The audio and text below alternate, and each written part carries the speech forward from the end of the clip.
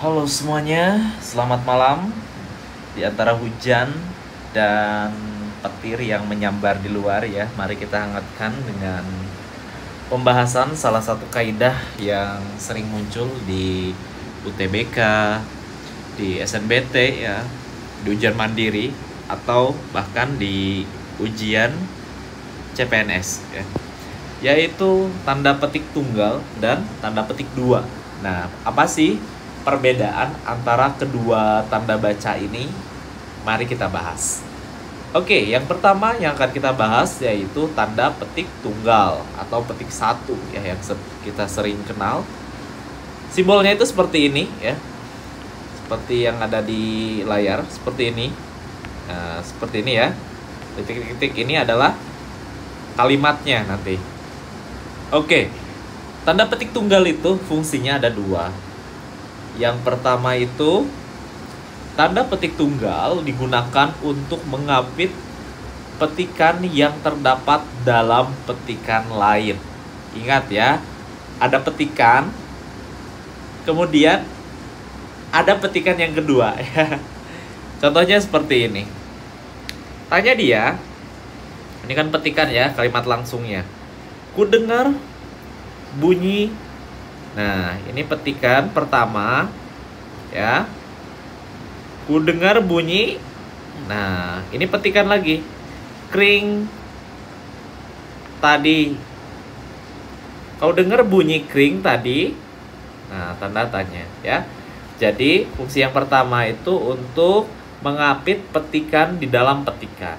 Contoh yang kedua. Ini kutipan yang pertama ya.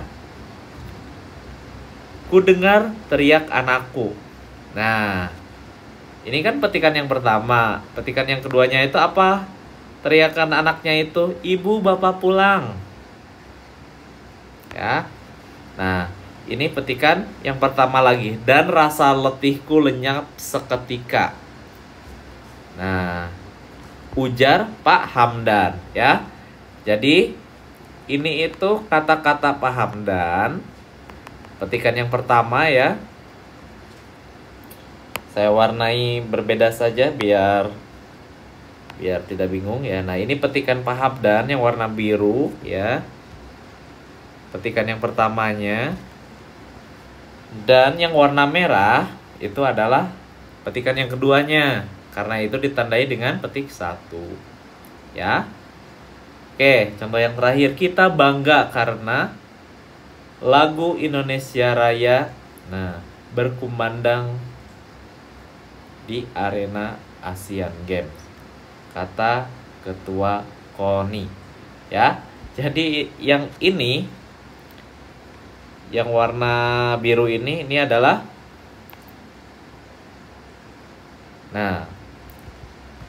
petikan yang pertamanya, yaitu kata Ketua KONI. Ini apa yang dikumandangkannya oleh orang-orang ya di Asian Games, seperti itu. Petikan yang keduanya. Oke. Seperti itu fungsi yang pertama untuk mengapit petikan di dalam petikan lain. Yang kedua, fungsi dari petik tunggal itu untuk mengapit makna, padanan, atau penjelasan kata atau ungkapan. Ingat ya, jadi maknanya ya, makna dari sebuah kata atau ungkapan. Oke, jangan tertukar dengan tanda petik dua. Nanti kita bahas tanda petik dua. Ini khusus untuk maknanya. Contohnya, di dalam kalimat ada kata tergugat. Nah, khawatir ada orang yang tidak tahu makna tergugat itu apa, maka diberi di sampingnya itu maknanya dengan menandakan petik satu. Ya, atau ini ya, istilah-istilah yang kemarin saat pandemi ada, self quarantine ya, quarantine, lockdown. Kan mungkin ada orang yang tidak tahu ya, ada yang tidak tahu, maka diberi makna di sampingnya, karantina mandiri misalkan, atau karantina wilayah. Contohnya dalam kalimat seperti ini,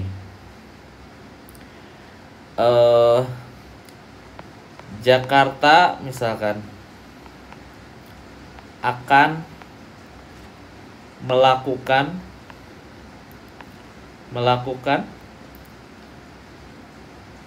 nah lockdown. Petik 1, karantina wilayah. Oke, wilayah. Nah, minggu ini misalkan minggu ini titik. Seperti itu ya di dalam sebuah kalimat fungsinya untuk petik 1. Mudah-mudahan bisa dipahami ya, ada 2 fungsinya. Yang pertama untuk mengapit petikan di dalam petikan, yang kedua itu untuk mengapit makna dari sebuah kata ya, atau ungkapan, maknanya, ingat ya. Oke. Sekarang kita bahas fungsi dari tanda petik 2. Yang pertama, tanda petik 2 digunakan untuk mengapit petikan langsung dari yang berasal dari pembicaraan, naskah atau bahan tertulis lain. Misalkan kita mengutip kata Bung Tomo ya. Bung Tomo itu kan mengatakan merdeka atau mati. Nah, kita buat dalam petikannya seperti ini. Merdeka atau mati, seru Bung Tomo dalam pidatonya. Ya. Atau mau dibalik bisa juga ya. Bung Tomo mengatakan. Nah, Bung Tomo ya. Misalkan kalau dibalik, polanya mau yang mana? Mengatakan. Atau Bung Tomo berkata ya. Pakai ini aja. Bung Tomo berkata. Petik, koma, petik merdeka atau mati ya. Ini kapital.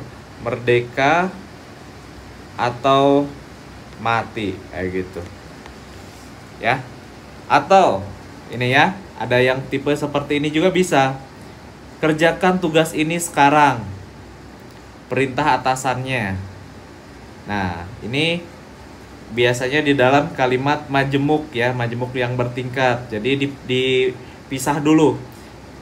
Ini sebetulnya satu kalimat utuh, cuma polanya seperti ini boleh juga. Kerjakan tugas ini sekarang karena besok perintah atasannya, karena besok akan dibahas dalam rapat. Seperti itu bisa ya, atau mau di perintah atasannya di bagian akhir, di sini bisa juga. Kerjakan tugas ini sekarang karena besok akan dibahas dalam rapat perintah atasannya ya. Ini variasi saja ya, variasi saja.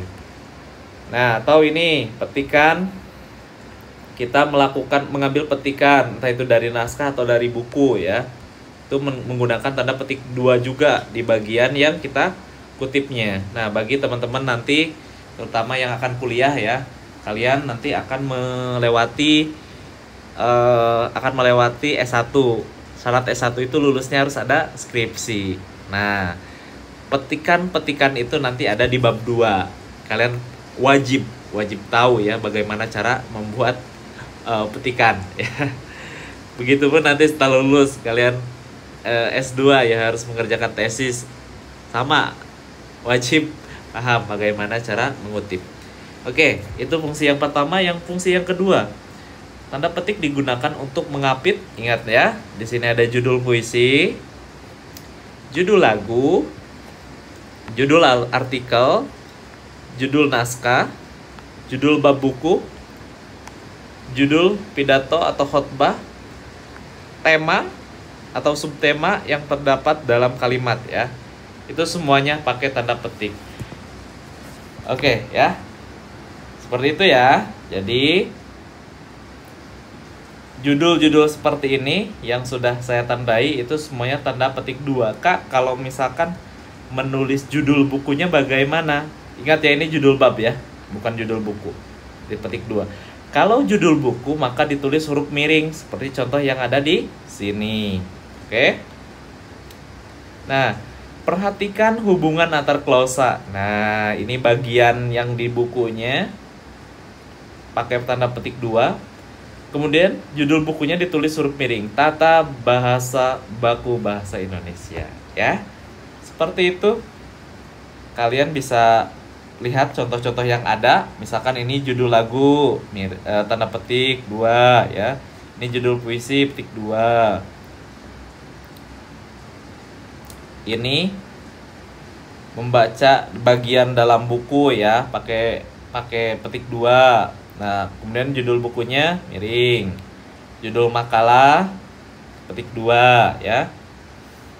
Tema petik 2. Nah, ini judul apa? Judul ini sebetulnya bisa disebut tema, bisa juga judul ceramah ya, itu pakai petik 2 juga ya. Yang harus miring itu adalah judul buku. Oke? Itu fungsi yang kedua. Sekarang fungsi yang terakhir. Nah, ini sering digunakan dan kadang-kadang kalian tertukar antara bagian 3 ini dengan petik 1. Tanda petik digunakan untuk mengapit istilah yang kurang dikenal atau kata yang mempunyai arti khusus. Nah, ingat, kata yang mempunyai arti khusus itu atau istilah yang kayaknya digunakannya itu jarang sehingga orang lain itu sedikit yang tahu, maka dia gunakan tanda petik. Atau istilah yang ada makna lainnya, kalian bisa gunakan tanda petik 2. Oke, seperti itu ya. Tapi maknanya tadi ya, maknanya itu gunakan petik 1 ya. Makna misalkan ini kamu tulis kata teladen ya. Misalkan teladen itu apa? Nah, makna dari kata teladen itu kamu tulis ya. Menulisnya itu bagaimana? Harus gunakan petik 1 ya. Bisa dipahami ya? Mudah-mudahan bisa dipahami. Tanda petik 2 itu untuk apa? Untuk menegaskan ya, menegaskan saja itu bagian yang maknanya itu mungkin tidak dipahami oleh orang atau jarang dipahami ya. Seperti itu. Contohnya seperti ini. Saya tulis peladen. Sampingnya itu ditulis maknanya. Tulis maknanya. Peladen itu ini ya, komputer dalam jaringan. Peladen itu maknanya banyak, cuman di konteks ini karena dihubungkan dengan komputer, maka kalian ambil yang istilah komputernya. Jadi komputer dalam jaringan, misalkan yang fungsinya itu sebagai penyedia layanan, Nah, seperti ini ya. Udah petik 1 di artinya. Kak, apakah tidak perlu petik 2 di sini? Nah, karena di sini sudah dimaknai, ini sebetulnya tidak perlu ya. Ditandain petik 2 itu agar orang lain tahu istilah itu mungkin butuh diartikan. Oke. Seperti itu perbedaan antara tanda petik 2 dan petik 1, mudah-mudahan bisa dipahami ya. Oke, sampai jumpa lagi di video berikutnya.